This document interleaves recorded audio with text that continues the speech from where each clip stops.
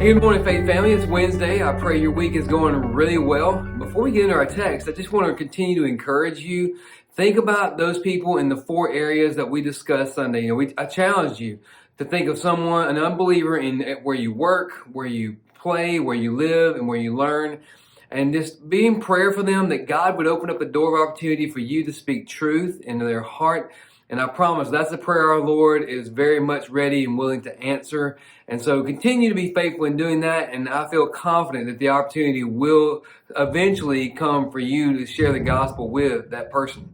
And so today we're looking at Hebrews chapter 11, verse 3. And after establishing a definition for faith in verse 1, it's like the writer says, hey, by the way, we all function in faith in one regard, one similar or common regard. And he says in verse 3, by faith, we understand that the universe was created by the word of God, so that what was seen was made from things that are not visible. Remember, faith, substance, belief in, conviction about what's not seen.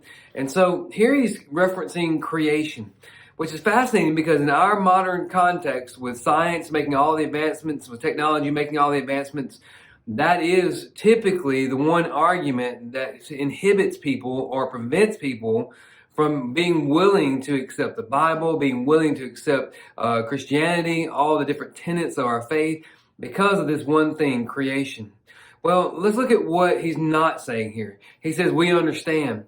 That's a little bit of a soft way to say it, because really the word understand here means to perceive with the reflective intelligence. And so, again, the writer's not saying that faith is blind here, and our author is not telling us that we just believe it by faith. He says, in fact, we understand, we gather information, we put together what we're able to experience, what we're able to see. And of course, that brings us to the word understand. All that's coming together in a collaborative effort.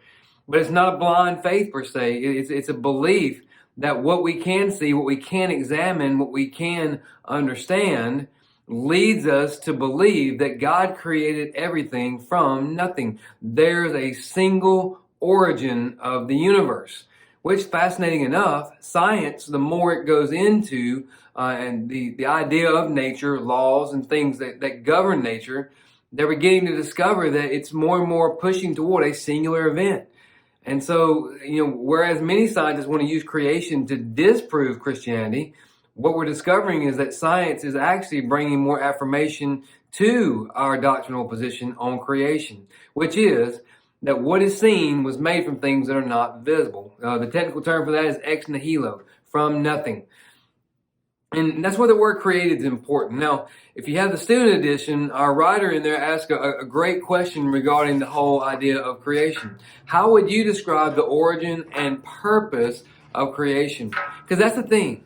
As we look at creation and we have the conviction that God created everything from nothing, we can't stop there. That acknowledges the power in creation, the source in creation, but it doesn't answer the question, what's the purpose for creation? Why something instead of nothing? Well, the word created helps us out a little bit there because it means this, to equip or to fit for a specific purpose. So that tells us that God created the universe for a purpose. What is that purpose?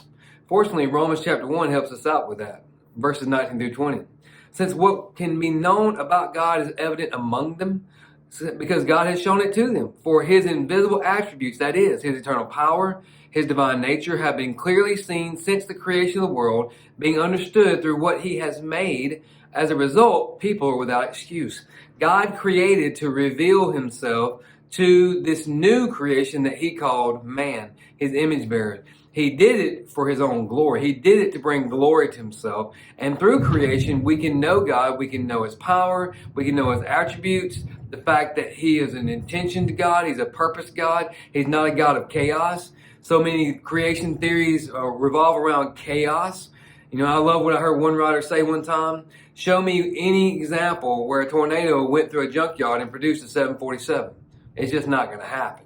Well, that would be basically the equivalent of saying that chaos created our universe, because our universe is so finely tuned. It's so intentioned, especially our planet, for life.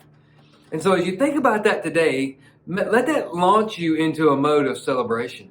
Because what that says is this, is that your life has purpose. That says that you being here is purposed by God. That says that today has purpose. And that says that ultimately God has decided to use you to accomplish a purpose in his eternal plan. Friend, if that doesn't give you an awareness of living sent, I don't know what can. And if that doesn't launch you into an attitude of praise, I don't know what will. So today, you're not going out to earn a paycheck, although it is nice. You're not going out to satisfy any man. You're going out to celebrate Christ. And one of the best ways you can do that is to live sent.